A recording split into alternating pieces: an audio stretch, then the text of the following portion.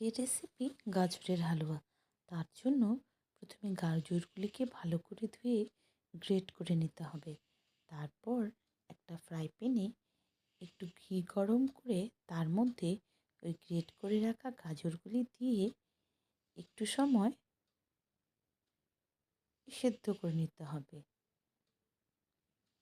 যখন একটু সেদ্ধ হয়ে আসবে তার ঢাকাটা তুলে তার মধ্যে একটু দুধ দিয়ে ওটাকে একটু নাড়ানাড়ি করে তার মধ্যে একটু চিনি অ্যাড করতে হবে। সেটা আপনাদের যতটুকু মিষ্টি খান সেইভাবেই দেবেন।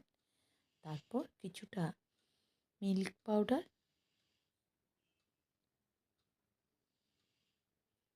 দিয়ে তারপর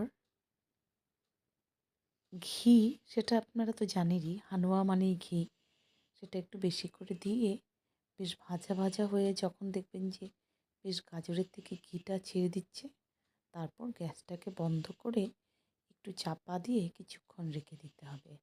আর এইদিকে কিছুটা ড্রাই ফ্রুটস, কাজু, কিশমিশ, পেস্তা এগুলিকে কুচি কুচি করে কেটে হালুয়ার উপরে দিয়ে বাস একটু নাড়াচাড়া করে পরিবেশন করলেই হয়ে গেল গাজরের হালুয়া।